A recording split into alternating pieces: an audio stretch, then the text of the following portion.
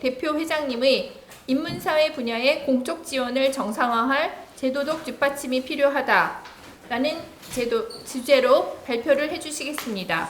한국인문사회 총연합회 회장님과 한양대학 명예교수님이시고 한국미래문화연구소장으로 재직하시며 지난 10년 동안 한국인문사회학계의 발전 기반을 만들기 위해 물심양면 꾸준히 노력하시고는 우리 인문사회 분야의 대들보이십니다. 박수로 환영해 주시기 바랍니다.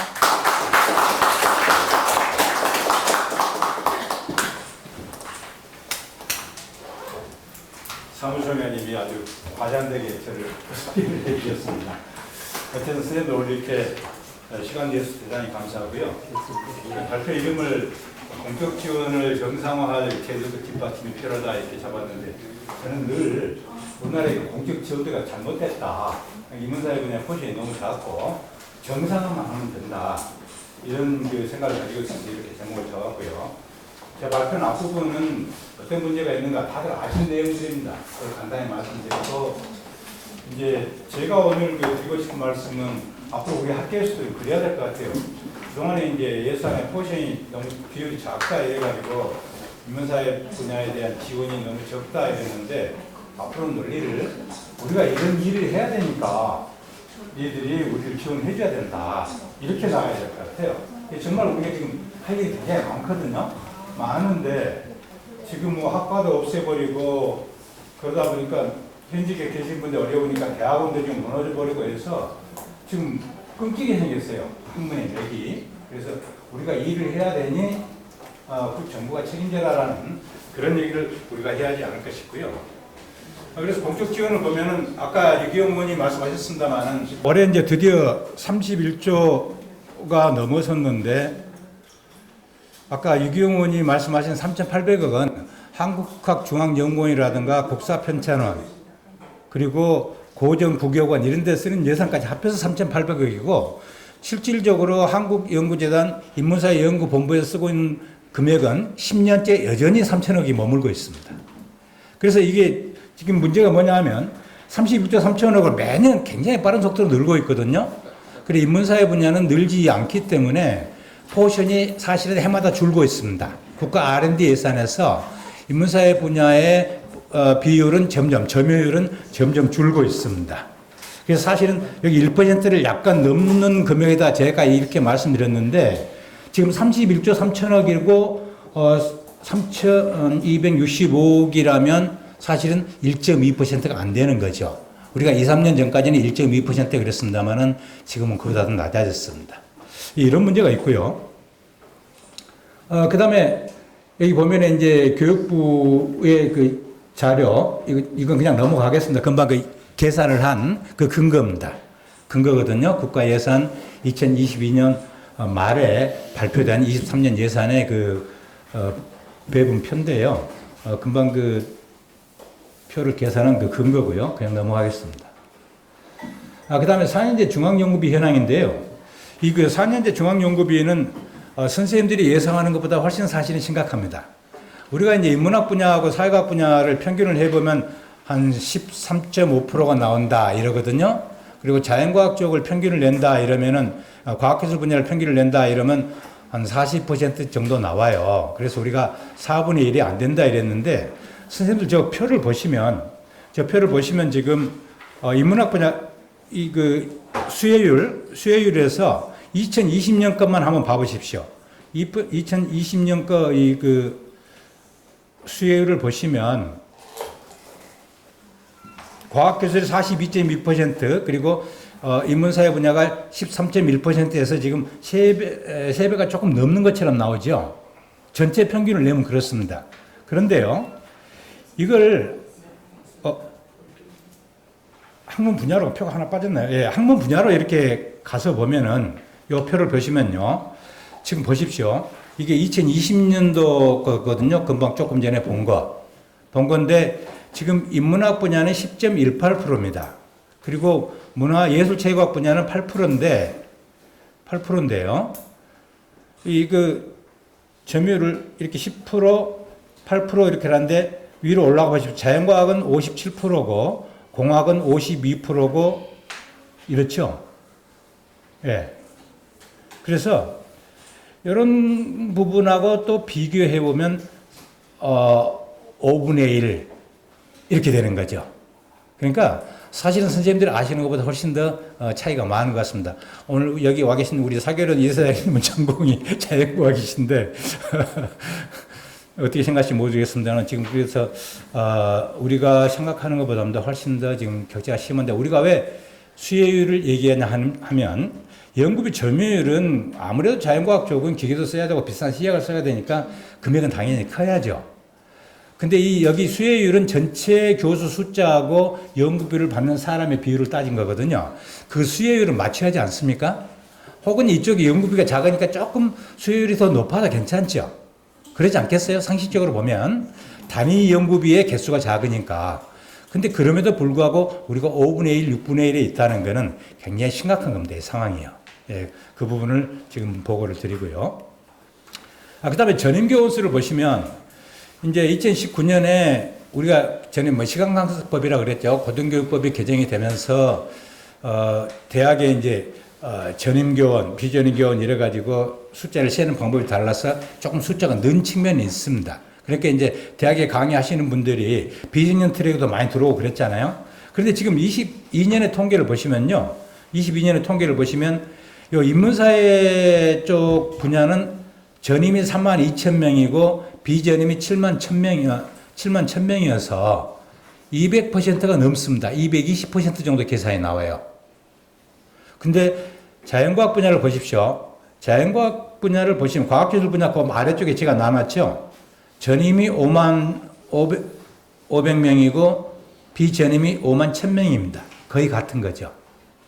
우리도 사실 알고 있는 거였죠. 우리 인문사회 분야는 사실 대학에 자리를 잡지 않으면 밖에 연구소도 없고 이렇기 때문에 거의 출로가 없다. 그래서 당연히 우리가 또 저쪽 과학기술 분야는 그런 출로가 열려있기 때문에 많이들 학위를 한 다음에 2, 3년 지나면 다들 그 자리를 잡아서 나가고 우리는 대학에 많이 자리를 잡고 있다라고만 생각을 했는데 지금 보면은 과학기술 분야는 5만 명 대 5만 명인데 우리는 3만 2천 명 대 7만 1천 명이라는 건 굉장히 심한 거죠. 그러니까 이 모든 것들이 이 명암이 우리가 알고 있는 것보다 훨씬 더 진한 그런 상황에 지금 인문사회 분야가 처해 있는 것 같습니다. 예. 교육부 과장님이 와 계셔서 제가 좀 힘이 납니다. 이런 말을 하기에. 예. 그다음에 이제 연구소 현황인데요. 오늘 HK 그 회장님, 협의 회장님이 와 계신다면 2021년도 통계만 보겠습니다. 다른 거 연구소 숫자 같은 건 다 빼고 연구소당 전임 연구원이 몇 명인지만 보여드릴게요. 맨 오른쪽을 보시면 2021년도 자연과학 분야는 1.9명, 공학 분야는 0.87명, 의학학 분야는 1.97명입니다. 공학 분야가 0.87명으로 좀 낮습니다만은 연구소 수가 엄청나게 많죠. 공학 분야는요. 1289개로 좀 되어 있습니다. 그리고 밑으로 내려가시면 사회과학 분야가 0.47명인데 왼쪽에 맨 왼쪽을 그 연구소 숫자를 보시면 연구소 숫자가 사회과학 쪽이 좀 많아요. 사회과학 숫자가 많은데 그 전임 연구원이 0.37명으로 줄어든다는 것은 사실은 사회과학 분야의 연구소도 전임 연구원이 있어야 연구소가 돌아가거든요. 숫자만 많지 돌아가는 연구소는 인문학이나 사회과학이나 비슷비슷하다는 얘기입니다. 3,400개 정도. 그 인문학 분야는 뭐 0.57명이지 않습니까? 만약 0.57명이라고 하면 연구소 숫자가 686개면 한 600개 정도, 400개 정도 돌아가고 있다는 얘기죠. 근데 사회과학 분야의 전임 연구 숫자가 0.37이면 이것도 역시 900개 안 돌아간다는 거죠. 예, 그렇게 보고를 드리고요. 그래서 지금 그 전임 연구 숫자는요, 우리가 꼭, 좀 많이 관심 가져야 될 것 같아요. 지금 이제 학생 숫자가 줄어드니까 학과들을 많이 없애지 않습니까? 최근에 교주신문에서 보도를 해가지고 한 일주일 된 것 같아요. 뭐, 저는 10년 동안에 영문과는 49개, 중문과는 29개, 제가 중문학을 하던 사람이라 그 숫자를 외웠습니다. 의외로 많이 줄었더라고요. 영문과도 49개면 굉장히 많이 줄었고요. 이렇게 학과가 없어지고 있는데, 학과가 없어지면은, 사실 학생이 없으면은 학과를 유지해달라고 얘기하는 게 쉽지 않거든요. 왜냐하면 지금 대부분의 대학들이 학생들의 등록금을 받아서 운영이 되기 때문에 학생이 없는데 학과를 유지해달라고 말하기가 쉽지 않습니다. 그런데 다른 측면에서 보면 대학이라는 것이 이게 교육기관일 뿐더러 사실은 지금 이 시대에도 그렇고 그 이전에도 그렇고 대학은 기본적으로 연구기관입니다. 우리는 늘 하는 얘기가 좋은 학자가 좋은 교사가 되는 거죠. 그리고 학자가 있어야 교육이 이루어지는 거 아니겠습니까?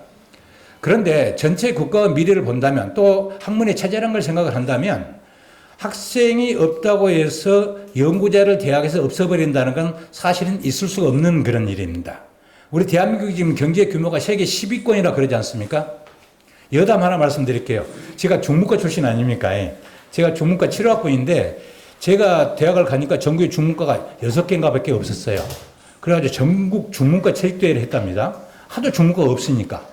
근데 이제 중국이 계획개방을 한다라는 분위기가 있고 79년부터 시작이 됐죠. 그래가지고 79년, 80년, 81년 요때 뭐 전국이 중문과가, 대학이 중문과를 다 만들었죠. 교수 요원이 없어요. 그러다 보니까 저도 교수가 얼떨결에 되긴 했습니다만 이게 굉장히 문제인 거죠. 정상적인 국가라면 그때그때의 어떤 경제 상황이라든가 산업 양태, 산업 상황 이런 거에 따라서 대학 바깥에서 필요한 인재의 수는 달라질 수가 있습니다. 그거에 따라서 대학이 배출하는 학생 수는 달라질 수가 있죠. 그렇지 않습니까? 그게 이제 요즘에서 흔히 말하는 미스매치인데 그 미스매치와 대학의 학문 편제를 유지한 것과는 엄격하게 따로 유지가 돼야 된다는 거죠.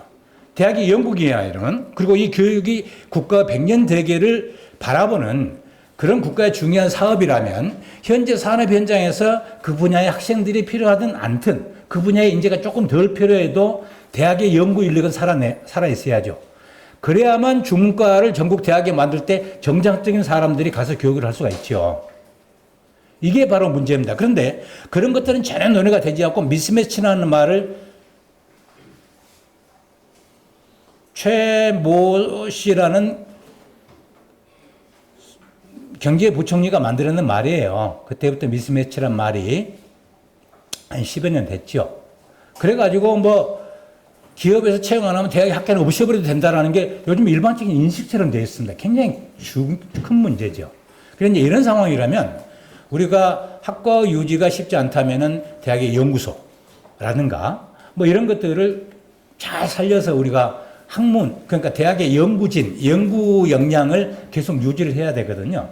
그래서 앞으로 우리가 어떻게 대학의 연구 역량을 유지할 것인가 이런 것들을 우리가 좀 고민해야 되는 것 같습니다. 밖에서는 우리가 인문사회 분야에 대한 연구비를 더 달라 그러면 마치 무슨 뭐 학문 분야 이기주의처럼 지들 먹고 살라고 이런 식의 인식이 없지 않은 것 같거든요. 그래서 우리가 이런 것들을 설득해야 하지 않냐 이제 그런 생각을 저는 하고 있습니다. 그 다음에 이건 지난번에 제가 한번 보고 드린 적이 있습니다만은 이게 이제 학생들 학생 인건비 보면은 학부생은 100만 원, 석사는 180, 박사는 250 이렇게 돼 있거든요. 근데 요 250을 한계로 해서 박사반을 본다면 자연과학 분야는 250 이상을 줘야 한다 이렇게 돼 있는 게 기본적으로 만들어진 학생 인건비 관리 기준입니다. 그런데 인문사회 분야의 예산이 워낙 적다 보니까 교육부에서 따로 인문사회 분야의 연구비 관리 규정을 따로 만들었고 그 교육부에서 만든 인문사회 분야의 연구비 관리 규정에 의하면 인문사회 분야의 박사과정 학생은 최대한 250까지만 받을 수 있습니다. 그렇게 되어 있거든요. 지금 현재 이게 관철이 되고 있고요. 교육부를 탓하는 건 아닙니다. 예산이 적기 때문에 어쩔 수 없고 뭐 교수님들도 이제 월 40만 원씩 이렇게 이제 제한이 되지 않습니까? 이런 것들도 자연과학 분야와 인문사회 분야는 분명한 차이가 있습니다. 예, 그렇게 말씀드리고요. 그래서 뭐 굉장히 빠른 속도로 이렇게 위축되고 있다. 그래서 지난 10년간 인문사회 분야가 한 15% 남짓 줄었다는 거 말씀드리고요. 그래서 이제 우리가 뭘 해야 되냐? 앞으로는 우리가 일을 해야 되니까 국가에서 인문사회 분야를 더 이상 이렇게 붕괴시키거나 위축시키서는 안 된다. 이 말을 해야 될 것 같습니다. 그래서 학문 분야 간 시대적인 회복과 융합을 위해서 우리가 한 2년 전에 국가연구개발 혁신법도면에 고생을 굉장히 많이 했습니다만은 분명히 과학기술 분야에서는 그런 욕구가 있을 겁니다. 어떤 욕구가 있냐면 자기네들이 연구를 하고 그걸로 제품을 만들고 이럴 때 과학기술 분야에서는 당연히 과학기술에 기술의 발전에 필요한 연구를 우리가 더 많이 해주면 좋겠죠. 그건 우리가 탓할 바가 아닙니다. 그건 우리가 탓할 바가 아니고요. 또 우리는 인문사회적인 측면에서 과학기술이 어떻게 하면 더, 나은 인류 사회를 만드는지, 보다 나은 삶을 유지하는데 보탬이 되도록 하는 그런 제도를 만들지를 고민하고 그런 이념을 만드는 것도 우리 일이죠. 그걸 또 과학기술 분야가 탓할 건 아니죠. 그래서 같이 가야 되는데, 국가연구개발혁신법이 논의가 됐을 때는 분명하게 우리 분야의 독자성이라든가 특수성이라든가 자율성에 대한 고려가 없었습니다. 왜 그렇게 말을 할 수가 있냐면, 교육부에서 출연한 그 연구비에 의해서 한국연구재단이 연구 과제를 선정을 하는데, 그 이후에 관리를 과기정통부에서 하겠다고 그랬거든요. 굉장히 이상하죠. 굉장히 이상한 거거든요. 그리고 처음에는 정말 얼마나 이쪽에 대해서 고민이 없었으면은 인문사회 분야도 연구 노트를 써라, 이런 얘기가 있었지 않았습니까? 그래서 결국은 우리의 자율성이라는 특수성을 지켜가는 것도 우리의 일이 아닌가 싶습니다. 그 다음에 여기 아까 유기용 의원님 거기서 다 축사에서 나왔으니까요. 이제 더 이상 우리 이제 성숙사회라는 개념을 많이 쓰고, 여기 와 계신 이광재 본부장님은 전부터 인문경국이라는 말씀을 많이 하셨습니다.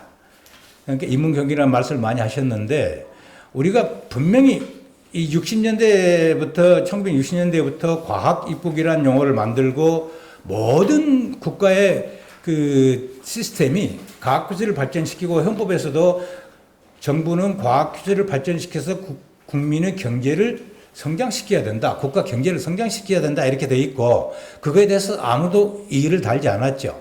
그래서 과학기술기본법에 보면 정말 무서운 조항이 있습니다.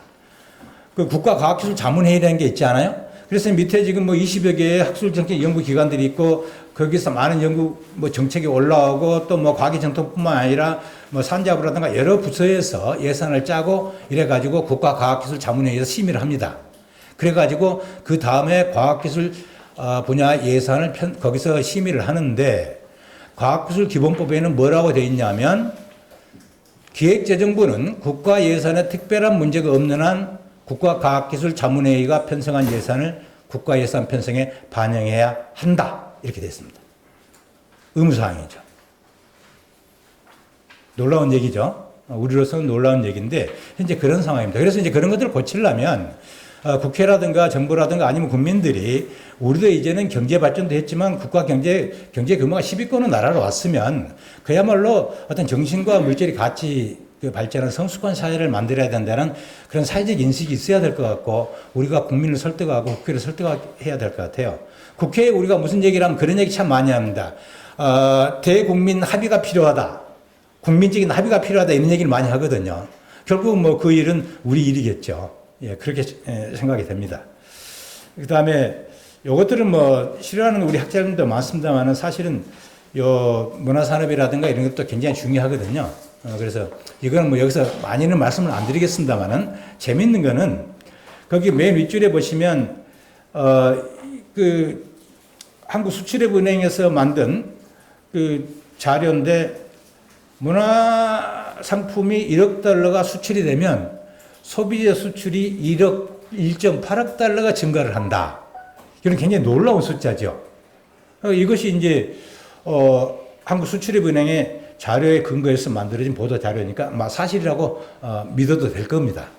그러니까 어떤 그 문화상품이 나가서 문화상품 자체가 올리는 어떤 그 부가가치도 있지만, 이익도 있지만, 그걸로 해서 국가 이미지가 달라지고 하면은 말하자면 삼성을 사고 LG를 산다는 거죠.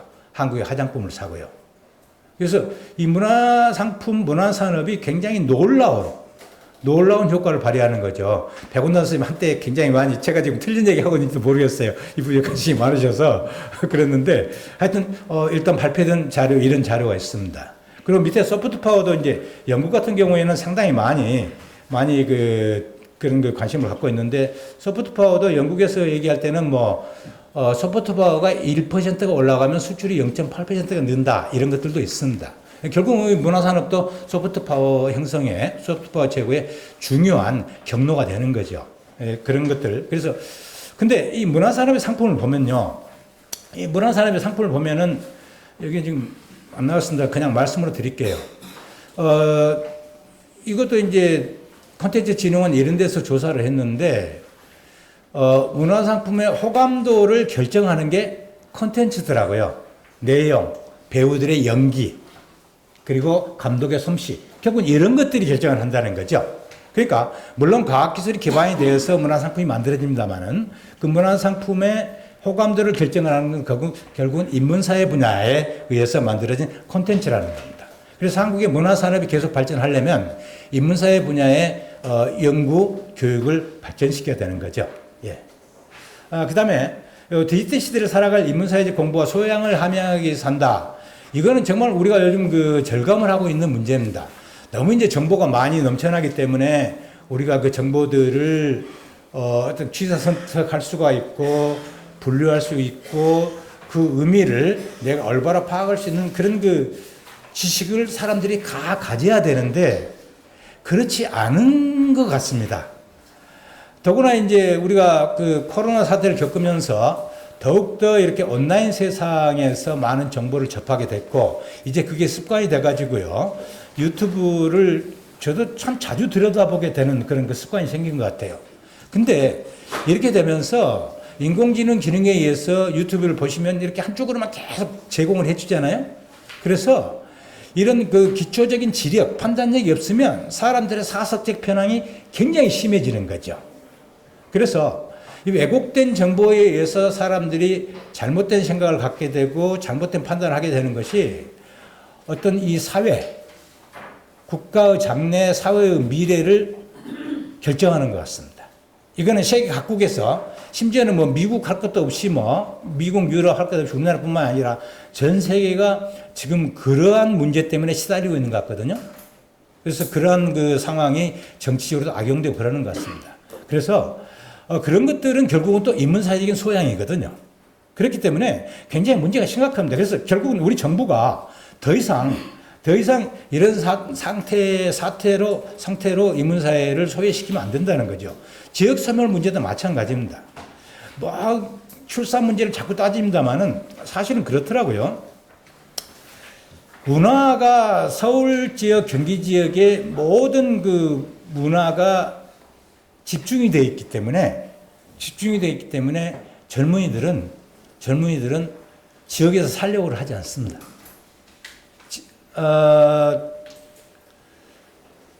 포항제철 있잖아요. 포항제철이 사원들을 구하기가 쉽지 않다는데 왜 그러냐 했더니 거기 포항 가면 결혼을 할 수가 없다고 시장이 좁아서.